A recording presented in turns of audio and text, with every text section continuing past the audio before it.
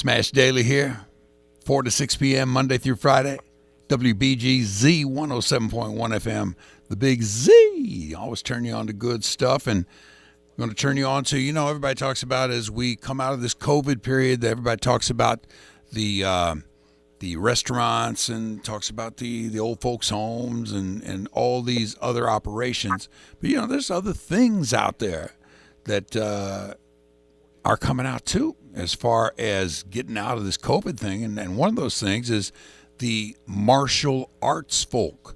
And I have one of the martial arts folk here from the Alton area. And that's Keith Steinacher. Is that the way you say it, Keith? Yes, sir. Thanks for having me. Sure, buddy. Strategic Brazilian Jiu-Jitsu. And you're located exactly where here in Alton? On 302 East Broadway. All right. Right across from the Mineral Springs. All right, so, when you're talking jiu-jitsu, you're talking about grappling, you're talking about getting to the ground, you're talking people on top of each other, next to each other, holding on to each other and everything in the martial art itself. So that had to have at least taken you out of business for a while when they shut down everything on the COVID, didn't it? Yeah, in the very beginning, we got the group sizes shrunk down, slowly in the state. And then we were shut down pretty solid for 2 months. And in fact, today is going to be our first day back open again under the, state's restrictions. Righto. Well, bravo on that, man. Now, when you come back, you got folks who will be having to hold on to folks. Will you be making them wear the gloves? They got to wear the masks. How's that going to play? Because in jiu-jitsu, you got to grab people. You got to grab them by their, I don't know if it's called a gi or whatever it's called in jiu-jitsu, but I just remember from my martial arts studies, we wore gis. So if they have to grab a gi, if they have to grab the person by the wrist, by the head, by whatever, how do you safeguard in this COVID period with that kind of stuff? Yeah, so the entire process starts with the structure of how you hold the classes, and so we've adjusted the class sizes and we've adjusted the class times so that way people from different classes aren't passing through the same areas, and everybody that comes to class will have their temperature taken. I've got a laser thermometer. Oh, really? You come to class and you have a fever, you don't get to stay for class. Yeah. So it's pretty simple. I mean, if you can identify somebody that has a fever, then those people just need to go home and get healthy again. Mm-hmm. And then we also ask students to be common, to use common sense and say, if you've been around somebody that's sick, don't come to class. If you're sick, don't come to class. Use good hygiene. So there's a lot of those kind of things. And then the other instructor, John Rosner, he's teaching our kickboxing and some of our other grappling classes. We've been exploring ways to kind of, reduce some of the risk involved. Obviously, some of the students, if they want to train in the classes, we can try to eliminate some of the social distancing if possible. But there's some things you just can't do, so we can do things like maybe take the kickboxing class outside, but you can't leave the safety of the padded floor for the grappling.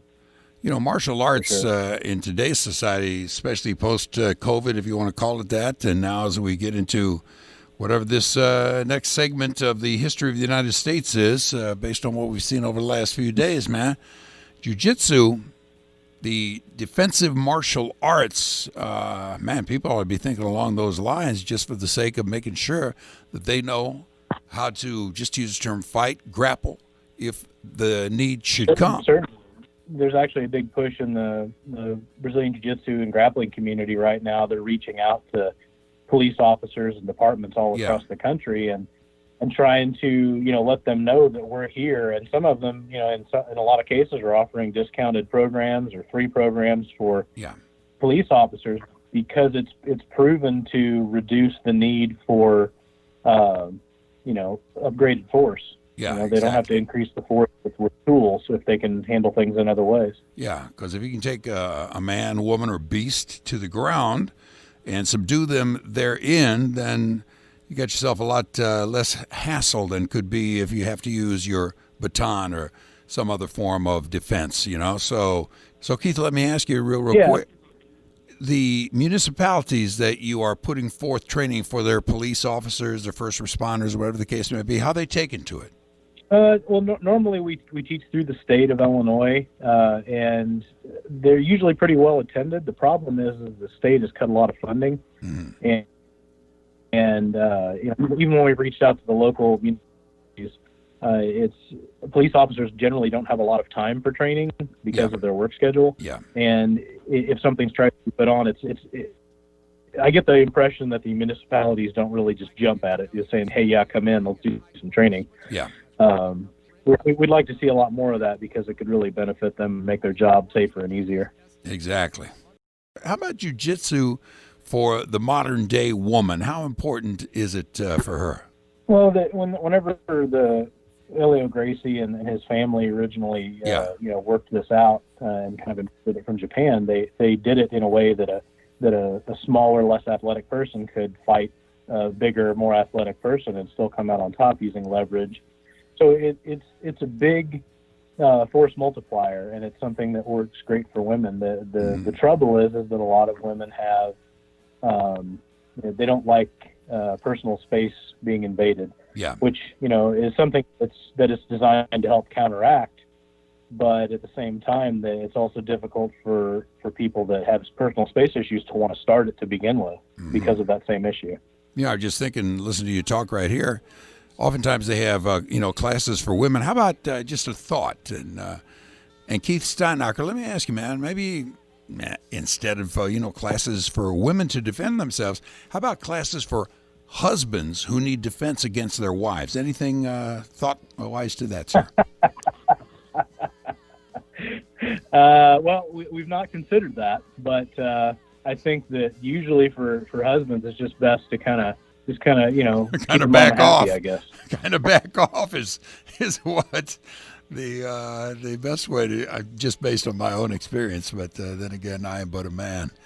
Hey, how about kids, man? Jiu-jitsu for kids has got to be important, and it gives them not only the capability to be physical if they need to be physical, but it gives them a confidence that not only takes them on the level of physicality, but also on the level of mentality. Better student, better athlete, all that stuff, right?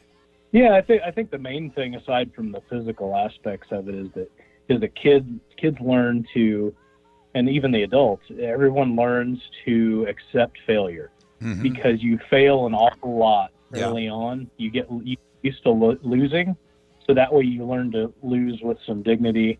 And it doesn't break you to the point where you don't want to try anymore. And that's I think that's where a lot of kids have a hard time, is they get broken and then they're not able to get back up on the horse, so to speak. Well, I tell you what, my son is a student there at Keith Steinacher's Brazilian Jiu-Jitsu, and he loves it. And he has taekwondo belts and all that kind of stuff, but he started at the beginning with the Jiu-Jitsu. He loves it, man. And the thing about it is, not only does he love it for the physicality, but he also loves it because of the instructors. And the instructor is such a major part of the success of anybody. How do you wind up picking the right instructor for whatever your situation might be? Because that's an important dude and or dudette. It certainly can be, because a lot of times the students will tend to emulate the instructor's behavior, and you look back at the old cliche of Karate Kid, and you got the two different instructors, the good guy and the bad guy. Yeah, and it's a big burden. It's also a big honor to be able to teach other people. But it's a responsibility to portray not only good techniques that are beneficial, but also the right attitude. In order to find the best instructors out there, you really have to try different schools and find a school that fits your personality and your values. And how about the school that you have? Where on the internet can I find that? It's strategicbjj.com. That's our webpage. We're also on Facebook and Instagram. Keith Steinacher, please say that again. Yeah, so our webpage is strategicbjj.com, and we're also on Facebook. Beautiful. One last thing here, talking with Keith Steinacher. And Keith, I got to ask you, every Thanksgiving, just for fun, ever since he was a little boy, my son, who studies over at your your spot there, I've always let him put me in a headlock. And as he grew older, he puts me in very, shall we say, more locking type of headlocks. With that in mind, what defensive mechanism can I use this coming Thanksgiving to just short of actually popping my brain out of my ears, stop the kid from his more developed headlocking? So a headlock defense is defeated by framing the other person. I would actually love to teach you to do that, so that way you could surprise him on Thanksgiving. That would be good. Maybe I'll take you up on that. Just bring a little more with arms and joints and so forth. Yeah. Righto. So real quick, the phone number that you want folks to be calling you in case they need more information. 618-328-3428. 618-328-3428. And if people want to see it, again, the website is? strategicbjj.com. Beautiful. You teach the Gracie method. Yeah, I come from a Gracie lineage, all the way back. My instructor all the way down the chain. Oh, really? Wow. I got to meet some of the Gracies. I don't know which ones. Back in my younger days when I was hosting, back then, before they called it mixed martial arts, it was called submission fighting. And I was the host for a lot of these things around the country and everything, and got to meet the Gracies. It was like, wow, these are the Gracies, man. They're like the ultimate badasses in the sport, man. So bravo on what you're teaching there, because that is the right method, man. And you're doing good not only for folks who need it as a form of protection, but also for the sake of building confidence in anyone, be it young, be it old, be it beyond old, whatever the case may be. Bravo to you, young man, and we'll check you out the studio sometime. Yeah, it'd be great. I'd love to do that. Thanks a lot.